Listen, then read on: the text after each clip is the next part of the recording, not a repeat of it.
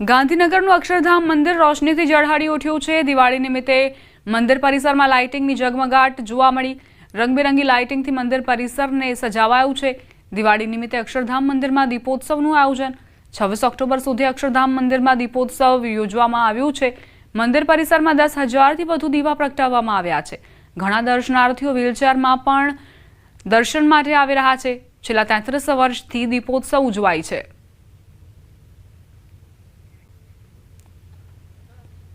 छब्बीस ऑक्टोबर सुधी आ दीपोत्सवનું आयोजन કરવામાં આવ્યું છે। દિવાળીના મિની વેકેશન દરમિયાન અહીં ભક્તોની ભીડ ઉમટતી હોય છે, ત્યારે આ વર્ષે પણ એ જ પ્રકારે વિશેષ વ્યવસ્થા કરાઈ છે।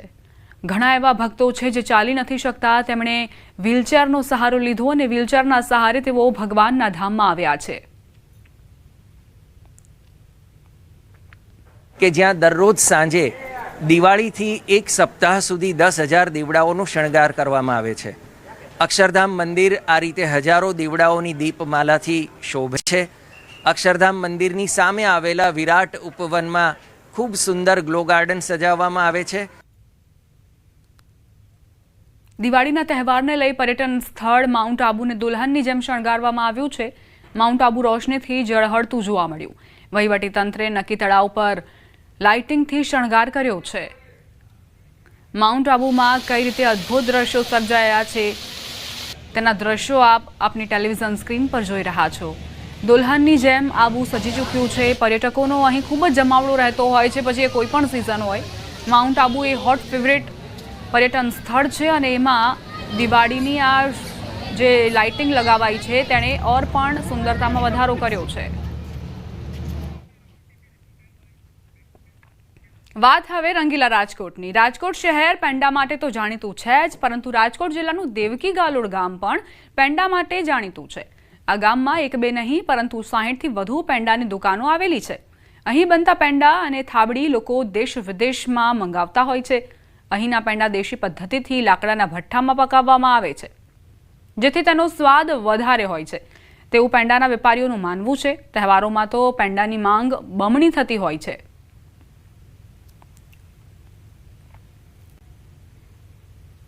રાજકોટ જિલ્લાનું જેતપુર તાલુકાનું છેવાડાનું ગામ એટલે દેવકી ગાલોડ ગામ।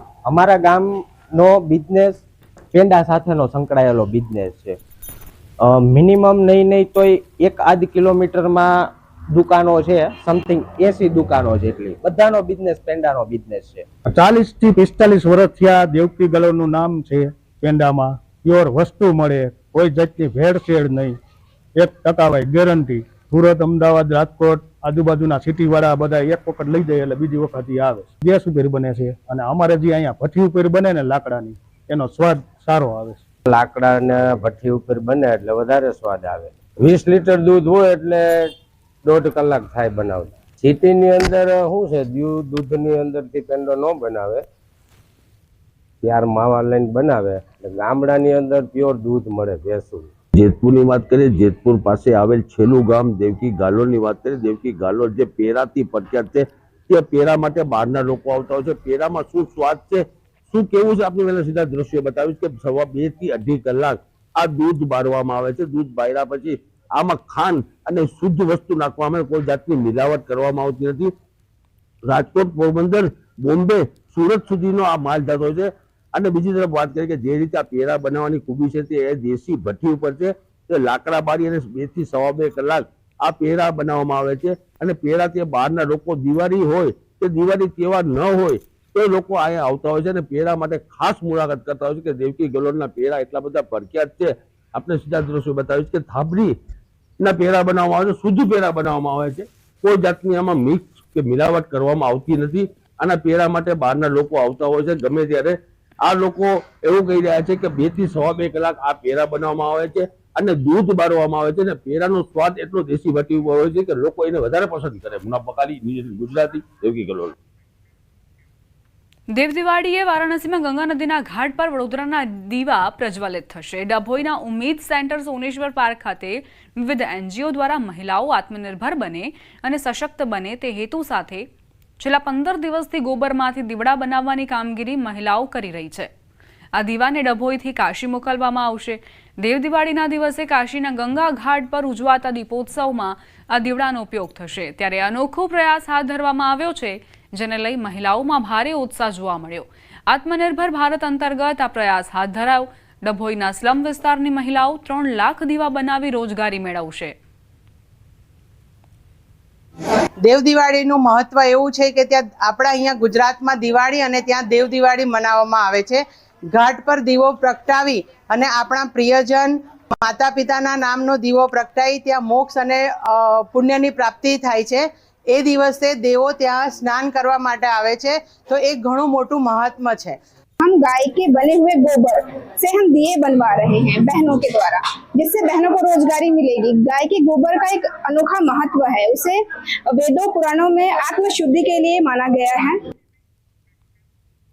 સમાચારોમાં આગળ વધીએ। રાજકોટથી સમાચાર। રક્તરંજિત બન્યું રાજકોટ। ટ્રિપલ મર્ડરની ઘટના પ્રકાશમાં આવી।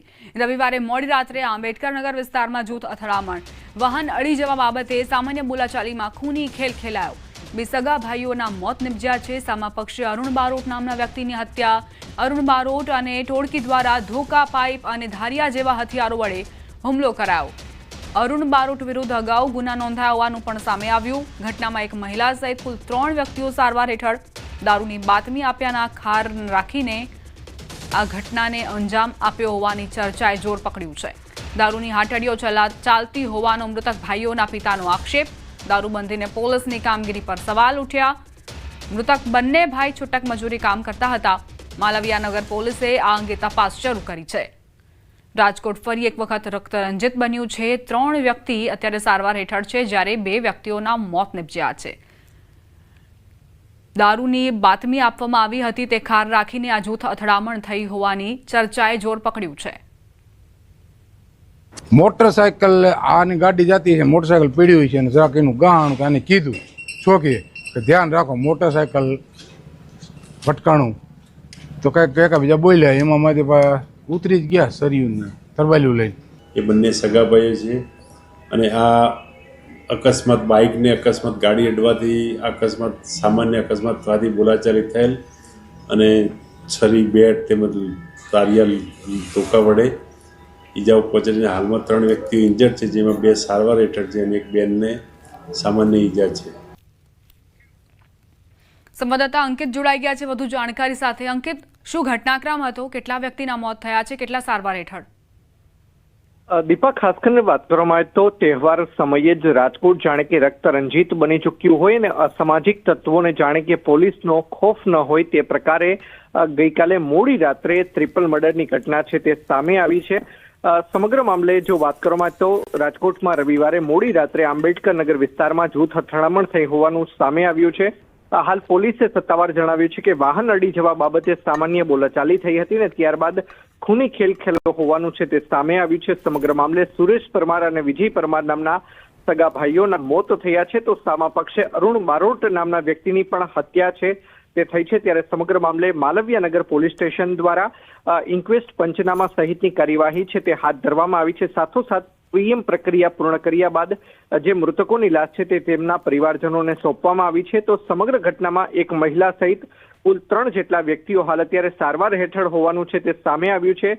પરમાર ભાઈઓ દ્વારા ભાઈઓની હત્યા દારૂની બાતમી આપ્યાના આધારે કરી હોવાની હાલ અત્યારે ચર્ચા છે તે જોવા મળી રહી છે। જો કે સત્તાવાર હજુ પોલીસ ફરિયાદ નથી નોંધાઈ, ત્યારે પોલીસ ફરિયાદની અંદર બંને પક્ષો દ્વારા શું કારણ જણાવવામાં આવે છે તે જોવું અતિ મહત્વનું બની રહેશે। હાલ ચર્ચા એવી પણ ઉઠી રહી છે કે શું પોલીસની ઢીલી કામગીરીના કારણે 2 ભાઈઓના મોત થયા છે કે કેમ? સુરેશ પરમાર અને વિજય પરમારની વાત કરવામાં આવે તો બંને ભાઈઓ છે તે છૂટક મજૂરી કામકાજ કરી પોતાનું તેમજ પોતાના પરિવારજનોનું ગુજરાન ચલાવતા હોવાનું છે તે પણ સામે આવ્યું છે। સાથોસાથ અરુણ બારોટની વાત કરવામાં આવે તો વિસ્તારની અંદર પોતે કુખ્યાત